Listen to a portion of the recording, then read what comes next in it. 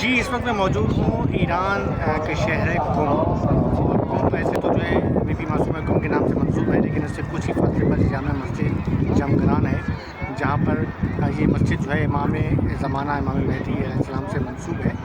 اور یہاں پر شب جمعہ میں بہت بڑی تعداد پہنچتی ہے۔ یہاں پہ مختلف روایات ہیں جو امام زمانہ سے منسوب ہیں کہ جب امام زمانہ کا ظہور ہوگا تو اس مسجد میں جو ہے وہ قیام کریں گے، یہاں جمعے کی نماز پڑھائیں گے۔ آپ دیکھ سکتے ہیں کہ مسجد کی خوبصورتی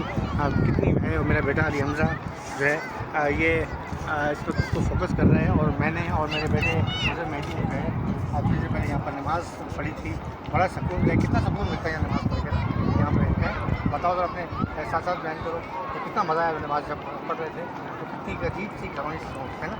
کیا کہو گے اس وقت؟ مزہ آیا نا؟ دیکھیں یہ بیٹا جو ہے اس وقت جو ہے وہ کافی جو ہے خوش و خرم، کیونکہ یہاں پر دیکھا جائے تو مسجد کے ساتھ ساتھ بڑے خوبصورت بڑا بڑا جو ہے نا، آپ دیکھیں نا اتنا خوبصورت جو ہے وہ بڑے بڑے مینار ہیں، اور بہت بڑی جو ہے راضی ہے یہاں پر جو مسجد ہے۔ اور آج چونکہ خوشی کا دن یہ ہے کہ آج ہے عید موبائلہ، اور ہم جو ہے عید موبائلہ بھی آج منائیں گے، یقین طور پہ آج عید موبائلہ کے دن ہے، اور اس حوالے سے بھی یہاں پر جو ہے نماز مغرب کی نماز ہوئی تھی۔ آپ جو ہے ایک علامہ صاحب جو ہے وہ یہاں پر خطاب کرتے عید موبائلہ کے حوالے سے جو ہے وہ تھوڑا سا جو ہے جشن بیان کیا، اس کے بعد جو ہے عشاء کی اذان ہوگی، اور اس کے بعد جو ہے یہاں پر مومنین کی بڑی تعداد یہاں پر پہنچی ہوئی ہے۔ پاکستان سے نہیں بلکہ دنیا بھر سے جو زائرین جو ہے جب مشہد جاتے ہیں، مشہد کے بعد جب قم آتے ہیں تو قم سے یہاں پر آتے ہیں، اور یہاں پر آ کر جو ہے وہ نماز ادا کرتے ہیں، اپنے لیے نماز پڑھتے ہیں، اپنے مومنین کے لیے مغفرت کے لیے جو ہے اللہ کے حضور نماز پڑھتے ہیں، اور بڑی جو ہے یہ